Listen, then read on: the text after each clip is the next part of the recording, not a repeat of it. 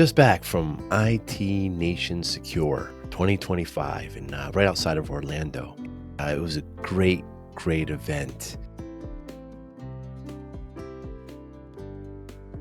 Many vendors, many MSPs, just focused on security. The keynote kicked off and there was 4 people up on stage, a panel, and they were from different companies, not just ConnectWise. ConnectWise is trying to make this community, not just what they offer, but with others as well.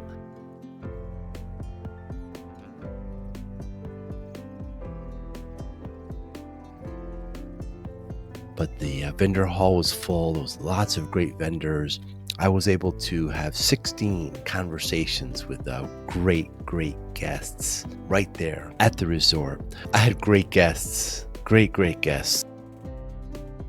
First started with Gene Templin, MSP Sales Reimagined. Gene's in the Pitch It program, the ConnectWise, it's not new, but new for this year, incubator program. Jamie Williams, my friend from a long time ago, marketing before sales. MSPs, are you listening? Oh, Ricardo from Lumu. Yes, my fellow aviator. I've known Ricardo for a couple of years now, and great conversation. Ricardo. Oh, Rayanne, of course, Rayanne from ABC. The name of the episode is From Cables to Closing.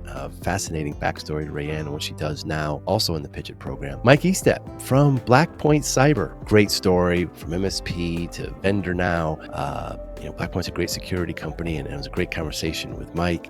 Mark Balanov, first time I met Mark, really great conversation. Really enjoyed it. Talking about cyber lessons. David Chernitsky, fascinating background from Russia to Israel to Canada to what he knows about the martial arts and everything he learned from the best people in cybersecurity there in Israel. Great conversation. David, Matt Holland, first time I met Matt, great conversation from Spy Tech to MSP Simplicity. Tanner Cookson, fascinating from great company. MSPs getting paid quickly.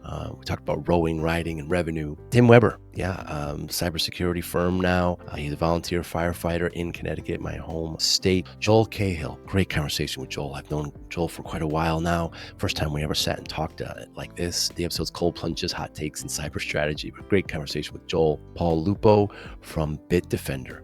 Paul's been around for quite a while, and he has great stories and great insight on the great company that Bitdefender is. David Rasapor from ConnectWise, new CPO. Wonderful insights from David, his background in Iran, and David is just a true engineer. Ozzy Saeed from Compliance, he actually helped write the specs to CMMC. Fascinating conversation with Ozzy and the saltwater fish tanks as well, one of his great hobbies. Sarvash Rao, of course, I've known Sarvash for a couple of months now, really focusing on MSPs, helping those SMBs with his with the security platform. And of course, ended with Matthew Benazari. Great conversation about, started with climbing. He's a great climber, about cyber fires and MSP fortitude there at Arete, and great conversation. Thanks all for being part of this, and thanks everyone for listening and watching.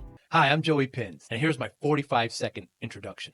After starting my business in the 90s, I started developing poor habits of eating in my diet because of working way too much. I found myself at 340 pounds. The doctor told me if I don't lose the weight, I'm not going to see my daughter graduate. I took the next 7 months, lost 130 pounds. People ask me, how'd you do it? What's the secret? I need to lose weight. How'd you do it? How did I lose the weight? Just one word: discipline. I've had other successes in life, and I attribute them all to discipline. Now, I'm not the king of discipline, but I believe that it can help all of us. Friends convinced me to start a podcast. The podcast mission: how do we better ourselves and society?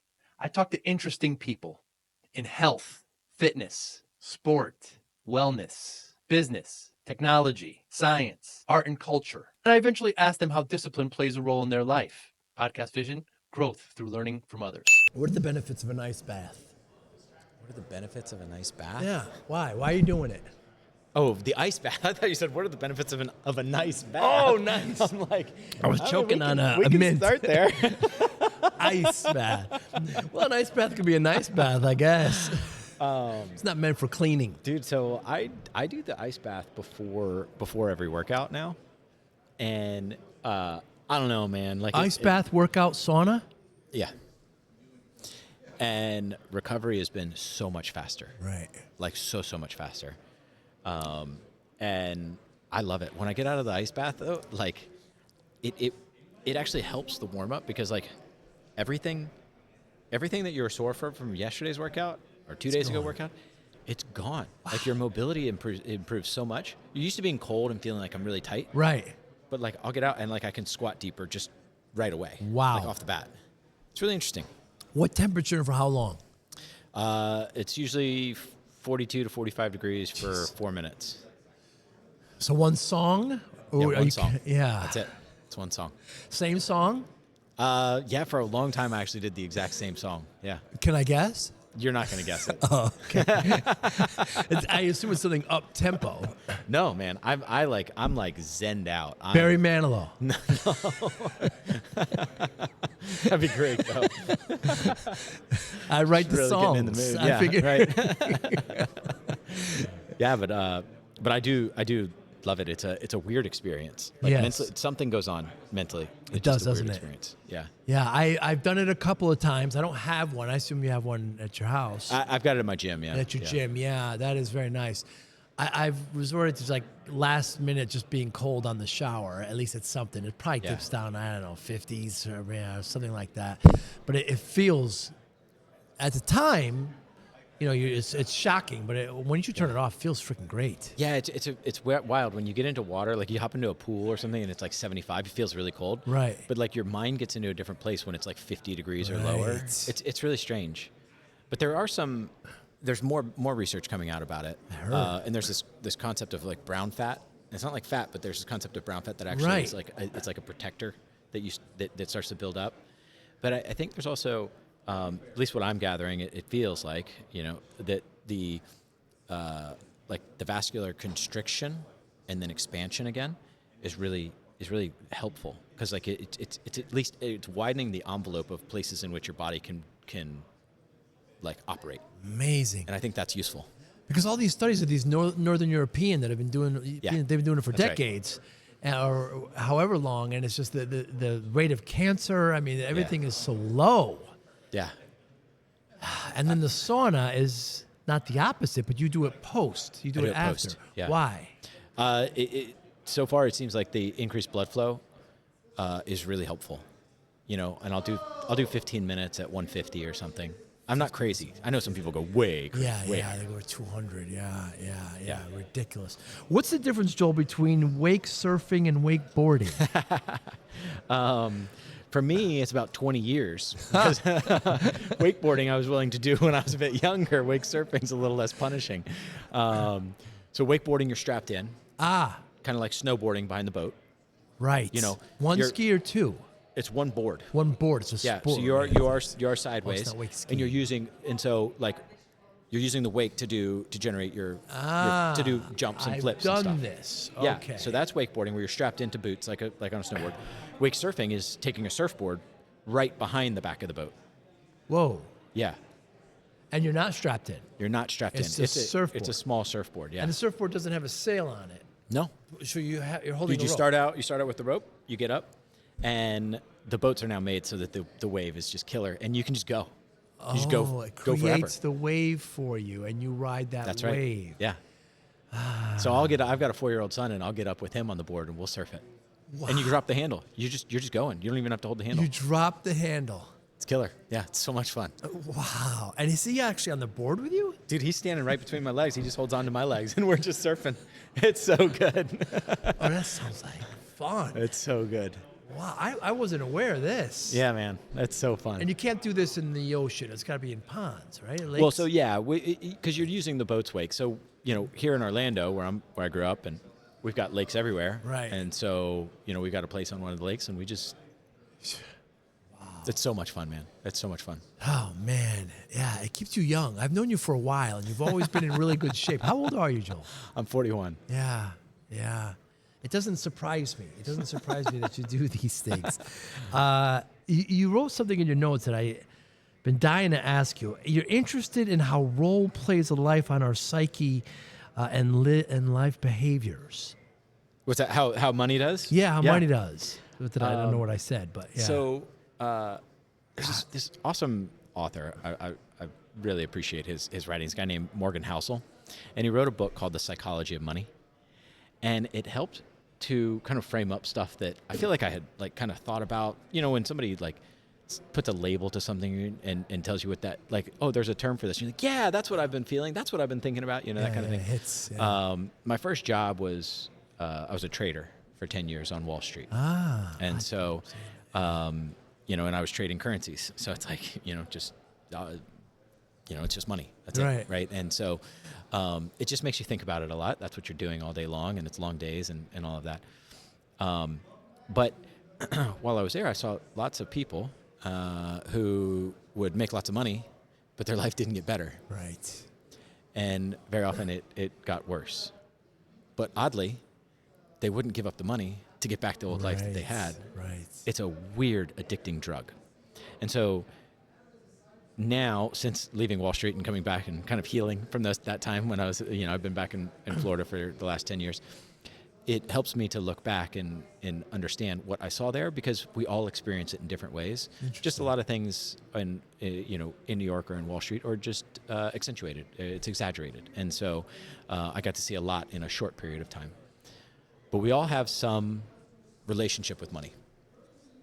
We all have this, typically a desire to have some more, whatever it is. You want more than you have now. Can never have enough. Right? And it so often is linked to what you see in your life. One of the behavioral psychologists who I've studied was talking about how, for guys in particular, your happiness with your wealth is directly related to how wealthy you are relative to your wealthiest brother-in-law. Wow. Which is a funny thing, and I don't know that that's actually like goes across the board, but you can definitely see how it goes, because I've seen it a number of times in my life, where you're comparing yourself, and a lot of the times it's like, well, my wife is looking at what they have, and I want to be able to have that same amount of stuff. Look, they got a new car, new house, new whatever, and to me it comes back to what do you actually want to be happy if you could just get to the point where you didn't have to compare. And Warren Buffett and Charlie Munger, two great minds and two of the greatest investors ever, would talk about a lot of that. That the reason why they were so wealthy is because so many other people make bad decisions out of greed. Interesting. And just because you want to have more money, or because you see other people have more money, doesn't mean that you necessarily need to have that same amount. And to take it a little further with Buffett and Munger, they would highlight the reason, or the thing that people would use to get that more money was leverage. They would borrow. And then all that did was put them at more risk. Right. Back to Morgan Housel, when he was talking about leverage. How do you think about debt in your life? And we all have some envelope within which we can operate. And when you're just young and single, you can take a lot more volatility. Right. As soon as you get married, have kids, the amount of volatility that you can take in your life goes down. Yes. Debt does the same thing. As soon as you have more debt, the less time, for instance, if you lose your job, the less time that you can stay outside of your job. Right. If you've got more debt and you have some catastrophe or some event happen in your life, the less well you're able to deal with that. Wow. And so it actually, while it can accelerate some of your earnings, and it can maybe pull some of those closer, it also reduces your own stability, your own durability. And so I think there's just a lot of stuff in there that becomes interesting to consider in where do you actually want to land? How much durability, how much flexibility do you want in your life? Right. Morgan Housel talks about this where, I always butcher this on the first one, but he says, savings is the difference between your income and your ego. But once you have more savings, or once you have enough wealth relative to where your normal spend, that just provides freedom. Now that can happen at $50,000 or $500,000 of income, or whatever the level is of somebody's wealth. But most importantly, that your life is commensurate with that, and your lifestyle. Right. So yeah. How did you arrive at this? Why? I mean, I'm just reading what other really smart people have said. But if you think about it, like everybody has some relationship to it. And we don't talk about it. we all talk about it in different ways. Sometimes we talk about it because we buy a Ferrari. Oh, you know, interesting. we buy it because we talk about it because we buy a Rolex. You know, we're saying it without saying it. Interesting. Yeah, yeah. But it's really taboo to talk specifics about it. Oh I yeah, guess. totally. Yeah. Totally. It is this invisible kind of thing out there, isn't it? Yeah. But it's necessary. We need money. Yeah, right. It's not a bad thing. Right. I think it's more so thinking through, you know, what kind of volatility or durability do you want? What kind of volatility are you willing to experience? And then the other side is what kind of durability do you need?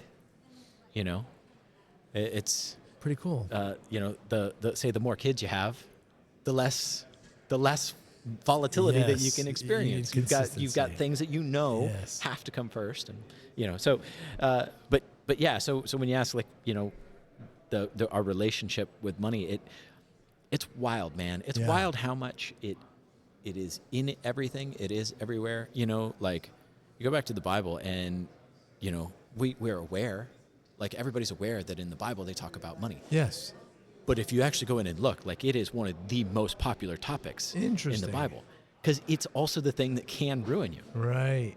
You know, it is the root of all kinds of evil. Right. It says. But the root of all evil. The point being that, like, it's best to me to just, in my mind, to say, like, I do have some relationship with it, and let me just address that. Right. It can be good, it can be bad. Sure. I can want to get better. I can get, you know, whatever. But it's just it's sometimes good to just acknowledge it. Joel, we're here at the big ConnectWise IT Nation Secure event in Orlando in your backyard. What are some of your goals this week? Well, we're trying to make more money. Tie it all you know, together. while we're here, you know, we love it. I love that ConnectWise does the events here in Orlando. You know, our family's been here for a while, and I love it. Love that we get to build a business here. There is a lot of great conversation with, you know, with our friends at ConnectWise, for one, because we do a lot of work with ConnectWise, and we have a lot of partners here. There are many of our partners who are in the ConnectWise ecosystem. Kind of all of that is tied in with the fact that, you know, that we do a lot of work with ConnectWise in the first place, and those integrations make a difference. And then we have great relationships or friendships with other vendors. You know, whether it's different kind of go-to-market ideas, or even sitting down in conversations like this where you get to just kind of share some thoughts. And, you know, it is amazing just because, you know, say we do security awareness training and somebody else does MDR, there can be a lot of common wisdom, shared wisdom, you know, and same thing with even, you know, when we're talking with our MSP partners, we talk a lot about go-to-market things with them. And, there can be a good, productive conversations on both sides, even though, you know, we're serving the MSP is then serving the end client, but the ways in which they're taking our products to market, our products and others, can be helpful for us to understand how to take our products to them. What do you like most about the MSP community? I love the entrepreneurial journey in general. And one of my favorite parts is the number of accidental entrepreneurs in the MSP community who, for any number of reasons, have become business leaders. Yeah. And they might not have ever wanted to, thought they would, or so whatever drove them there, then now they're here. And I do believe that one of the best things in life is to have just enough stress that you wake up the next day that you do just have to push hard. Because the moment that we start getting lazy, the life becomes just less exciting. You know, there is something to sort of, you know, having skin in the game at all times, and that's an exciting thing that so many of these MSPs get to experience. You know, by and large, most of them aren't all the big private equity backed. You know, everybody has had some journey, and we get to have those conversations over and over and over again. And they span from, you know, the 2-person shops to the, you know, 200-person shops. And I just there aren't that many people who you meet and you're like, I just grew up really wanting to run an MSP. Right. You know? They're like, I really like fiddling with technology. I like solving people's problems. Yeah. I might have been a misfit at the company, the corporate culture that I was at just didn't fit for me. But I wanted to keep solving these problems, and I do need to put some food on the table. And you know, it becomes a really fun conversation. That's how I got into it, by accident. Yeah, There you go, yeah, right? Yeah. So when an MSP is looking for security awareness training, what questions should they be asking? Yeah, for MSPs, they've got a lot of tools in their stack. And when they add a tool, they need to be very thoughtful. And that's a lot of why these MSPs are at these events. So one of the key things is how much work is this going to add to my team? Because, as you know, MSPs only have so many hours in a day. Yeah. Take their team times the number of hours that they work. And they want all of those to be chargeable in some way. Right. Otherwise, all you're doing is just crushing your margins. And so when you're looking at any tool, I think it's valuable to understand the workload, because then you have to look at what can you charge for it. So for the MSPs, looking at security awareness training that you asked, it's a smaller dollar item. So there's not a lot of dollar margin. Percentage margin, sure, but dollar margin, not a lot. So which means you can't spend a lot of time and not lose money. So as soon as you start spending a lot of time, you could lose money.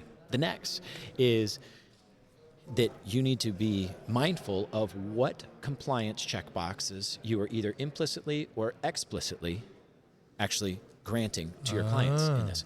Now, the explicit could be, hey, we're making sure that you're going to be, you're never going to say specifically like this, but here are the things we're going to do for your CMMC compliance standards. But the other side can be, hey, we're doing a full suite of security services for you. And if they go down the line and they see, okay, great, we've got antivirus and we've got email filtering and blah, blah, blah. And then over here, nobody did anything for the people. Like that's a bit strange, because we already know that 60 to 80% of these attacks start because somebody made a mistake somewhere. So when they're then looking at it, so one, they have to say, well, I want to make sure I don't spend too much time on it. And the next is, if I'm providing it, I need to make sure that it's not error prone. And that error proneness links directly with how much time are we spending on this stuff. So those are key things. And that's a lot of what we speak to when people are talking to us at the booth. What should vendors do to be better partners with MSPs? I'm trying to find that out every day. We look at who's done really, really great jobs of it, and we try to follow those things. At the end of the day, we are serving these MSPs who are people who have lots and lots and lots of stresses hitting them at all times. So how do we serve them? We approach them as people who are paying us for a service, and we get to keep the lights on because they're paying us. So when it comes to, we are just deeply thankful for them, and we're always curious then and asking them how we can continue serving them better. I do believe that at the core, the more that we can provide automation that doesn't break, that essentially does what it says it'll do on the box, that in itself is one of the most thrilling things for the MSPs. Wow. When they come to us, we love it when they just say, like, you guys did what you said you were going to do. Because there's an implication there that they've had some experiences where people haven't done it. Right. But if we just do what we say we're going to do, then at least they know exactly what they're getting. And then our team can sleep well at night knowing that we're doing exactly what we told them that we were going to do. And if that's what lands, and, thankfully it is, it's we've got something good. Yeah. And so, yeah. Managing expectations. Yeah, that's always key. Nobody wants to buy something and think they're getting something more than what you deliver. Right. And especially because that MSP is selling it to their end client. Their name is on it. Right. Joel, has there been anything in the last month or so you changed your mind on? I changed my mind on a lot of things when I'm playing with my son, because I think we're going to do Legos, and then instead we're going to go squirt each other with the hose. Gosh, I'd need to think about that one a little bit. How has fatherhood changed you? Oh, man. It's been amazing.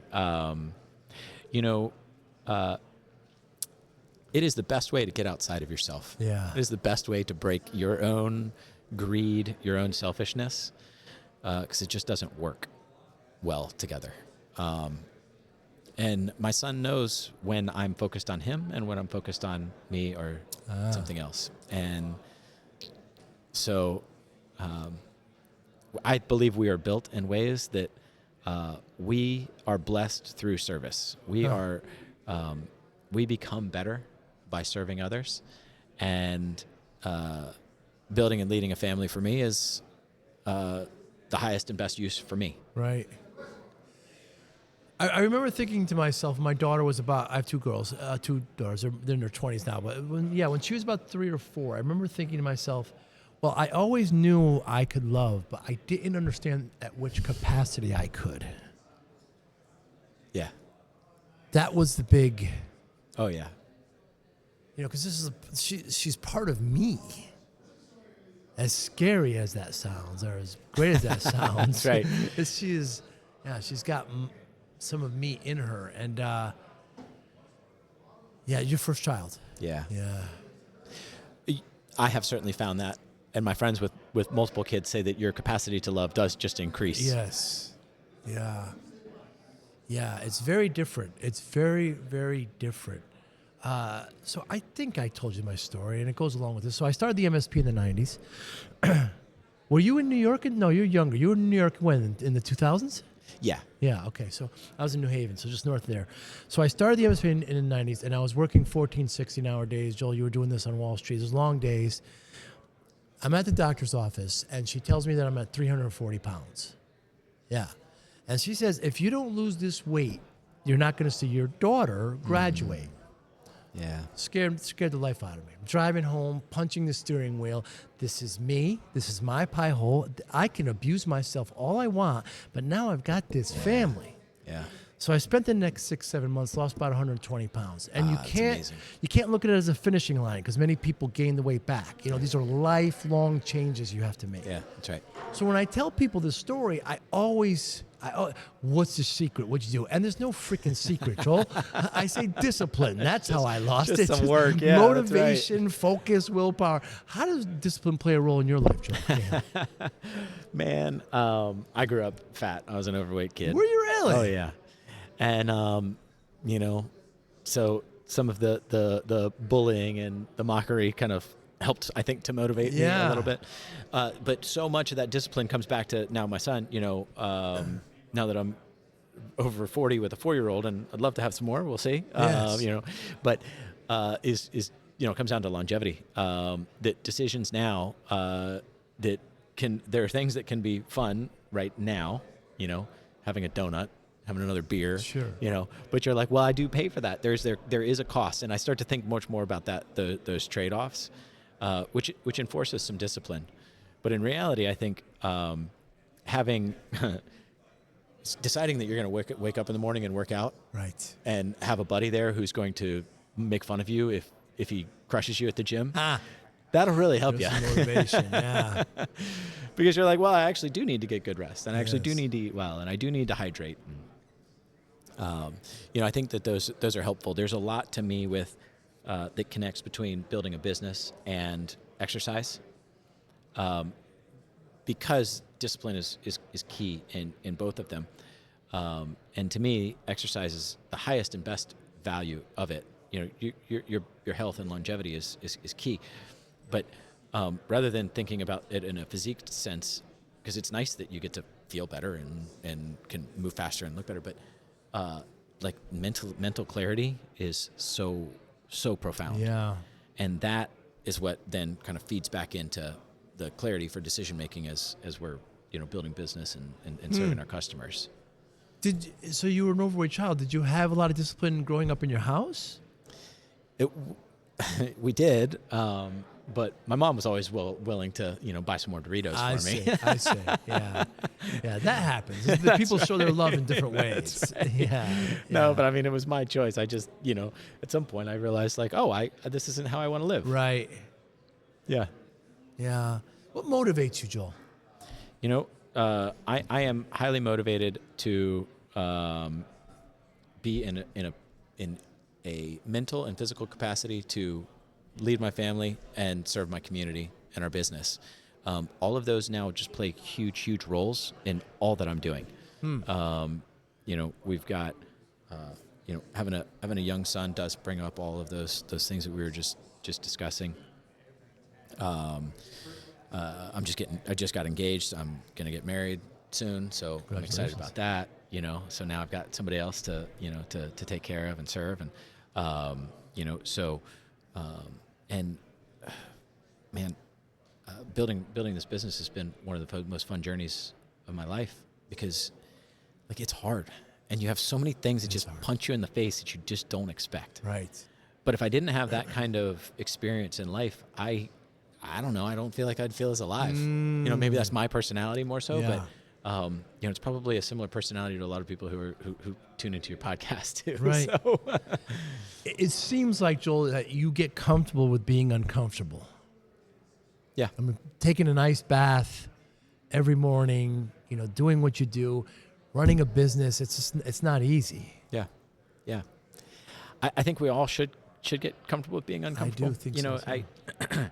We have gotten pretty used to, we live in boxes where we actually can control it to like 1 degree differential. And then we get in a car that also we can control it to a 1 degree differential. That's where some of the embrace of the cold plunge and the sauna is just to widen that envelope of what we can do, because life actually does have some volatility. Yes. And it can have a lot of volatility. We're not too far out of like COVID years where like that just whooped a lot of people. Yes. And it's so sad.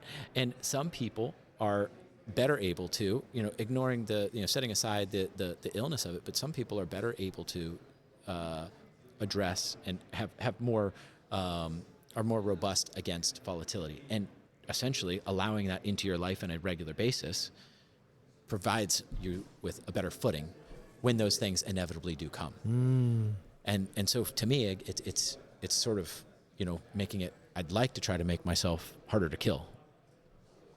To any force out there. Yeah. I mean, look, if God wants to take me, I'm gone. Right. That's what's going to happen. But, the more that I can sustain volatility, that allows me to be more firm and the foundation for my family. The more that I'm swayed by those winds, or I'm knocked over by the waves, that trickles down and has much more of an impact. My son is going to see me stumbling, and he's going to recognize that. And I think about what example do I want for him? I grew up where my dad was just solid. I saw him take some serious hits. Wow. Like just unjust things even. And nothing changed. When it came to family time, it was the exact same. It wasn't like, hey, Dad's going to go deal with this. He's got to address whatever volatility. He was there for the family time. He's addressing it somehow, and he's done quite well. And I'm just thankful for those moments when there was a lot of volatility introduced to his life, that whether or not he had anything to do with it, that he addressed it in a way that wasn't adding volatility to my life as a kid, those formative times, and allowed for my mom to have the stability that she desired. So that's much of how I think about it. So giving you motivation of being mentally and physically, aware to be able to serve, how do you measure success? That's a great question.